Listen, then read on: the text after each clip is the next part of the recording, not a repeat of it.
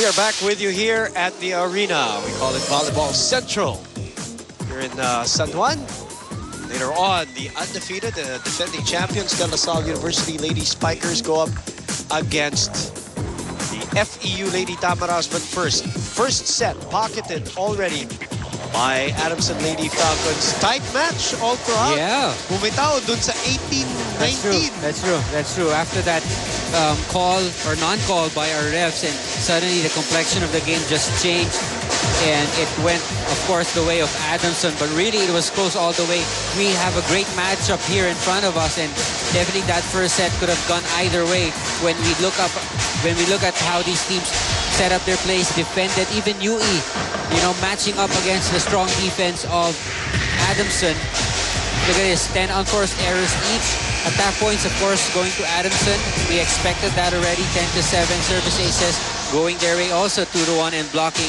Of course, going to Adamson, 3-0. But these numbers really doesn't show the intensity that these two teams showed in that first set. Even to UE, sabi nga natin, they made the adjustment. They went in with a game plan. They know that Adamson will be defending very well the key areas. So they wanted to adjust their offense, and they were doing it. Until yun nga, sinabi mo, yung 18-19, that was the time that Adamson pulled away to win that first set. Game changer, that one. That happens. That missed call. And again, Coach Boy has every right to complain throughout the match, but the girls have to stay in the game. Right, they have to focus on what's going on. That's right. Pabayaan nyo na yung coach to work the referees. That's right. And to see the passion of Coach Boy, ano? Hanggang sa change court. Magpapatalo ng isang punto lang. Hanggang sa change court, nagsasalita pa. Zapanta, cross court. Oh, a great save by Rosale. Soriano tried to swipe it. That's out. First point going to UE. Let's check in with Victor Lopez. Coming in from those last few huddles with Mami Dulce, she told the girls that in order for them to stay in control, they need to watch their timing. They know that UE is keeping up with them, so they have to communicate continuously in order to set their plays properly and help each other out on the defensive end. Lastly, Mami Dulce told the girls to avoid minor errors because that might just be the chance UE needs in order to get back into this game. Boom and Ian. Thank you very much. As we see Bulan with her first clean kill. Nice set from Masangkay. Bulan getting it the right distance again. Mami Dulce on your screens. And according to her, she feels that UE is keeping up with their pace. Have also adjusted to their offense and defense. So kita natin nagbabasa rin itong coaching staff ng Adamson. Soriano though, getting the point back. Always a force there in the middle. Quick hitter. Adamson Lady Falcons. So hard to stop. Let's check in with Bea Coronel from the UE side this time.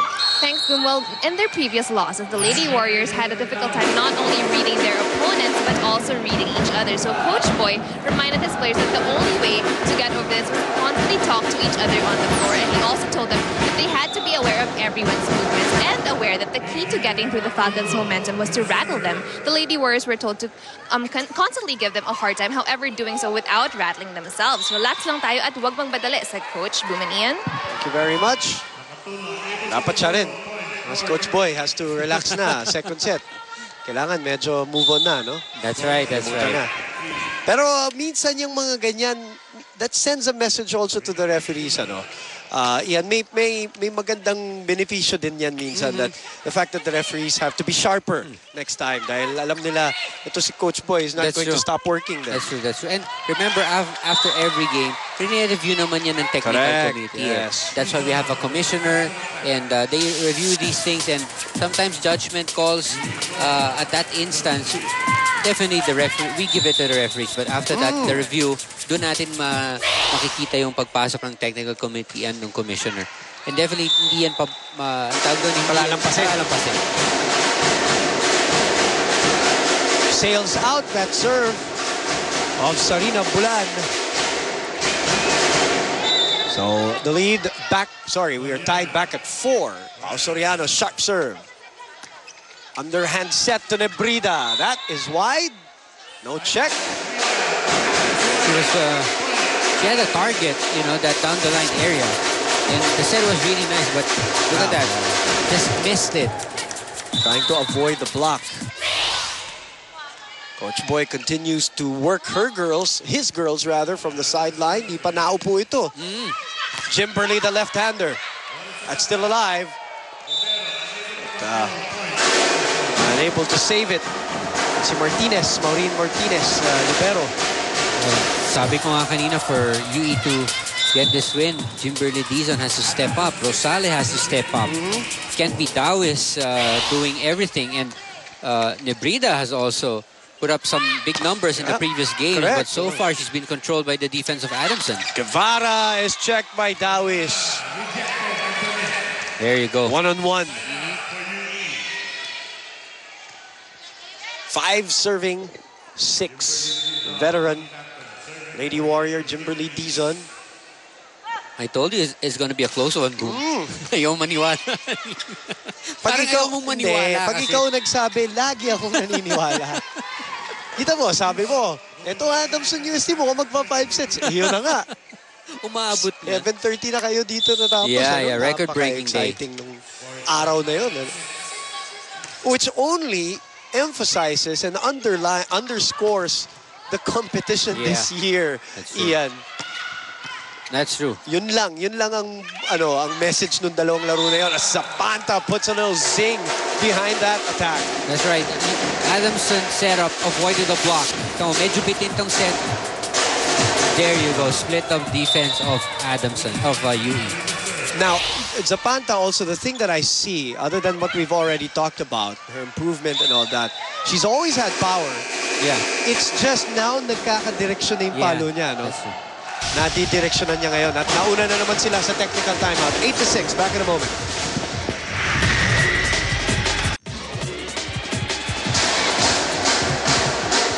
All right, we're back here in the arena in San Juan for the women's volleyball action here in the UAAP Season 74. We've got an exciting doubleheader for you today. Of course, match in hand is UE going up against Adamson. And later on, it's going to be an exciting one between De La Salle and FEU, two championship teams going at each other later on today. Pineda. Haven't heard from her in the first part of this second set. Nebrida launches. Great block by Guevara and Kinlog. Nebrida is having a difficult time over at that end. Look at that. This time she decides to bring it into the block. Kasi yung dalawa niyang attempt avoiding the block, it just went outside. So this time went into the block. Still got the same result. Makatuno chases that one. Back set to Kinlog. The dive by Bulan. The diving dig. Nebrida matas. Nahuli na Adamson. Pineda. Off speed and a donut hole in that defense of UE. Alam mo, for those who are learning the sport or watching it for the very first time, may silip muna yan. Ha? Yeah. Kung ikaw yung attacker, ano? That's true. May basa yan. Correct. No, isa-survey mo na muna yung depensa ng kalaban. If you see that there's a huge opening in the middle, you still go up the same way. Yes. Todo buelo, yung approach mo pare-pareho. But last second, you hit it softly and you end up with that point. Hitting it off speed. At yun yung nasasabing yung mga paa nasa putek. Hindi na gumalaw yung mga paa ng mga taga-UE. 7 serving 10. Yan po ang ating official score. Yes. Dito sa arena.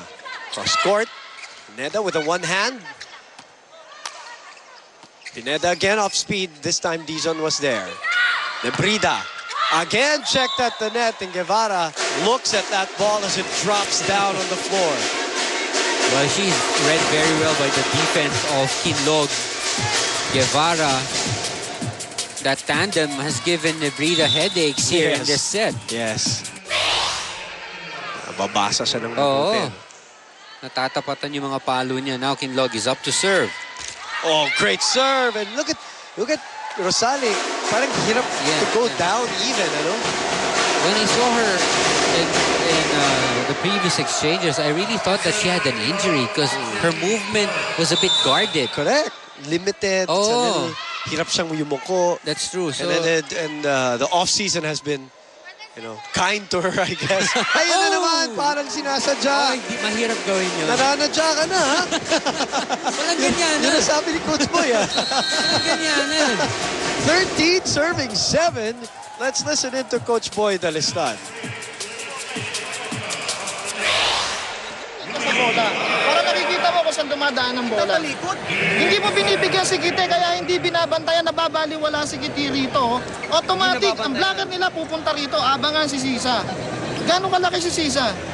Napakaliit na. Paggalawin mo yung spiker natin, kung di kaya kunin dito, dalin mo rito.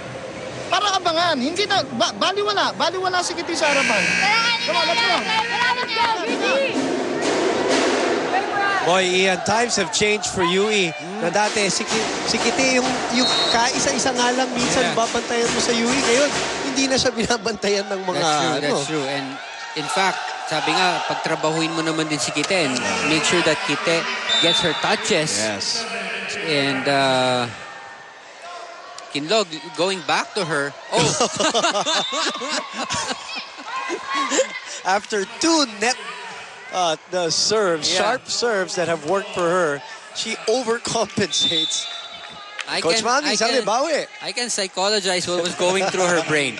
Sabi niya, pangalawang buhay na, I mean, second chance na ibinigay sa akin, I'm gonna make sure this one doesn't touch the net. Oh, third opportunity. Guevara checked.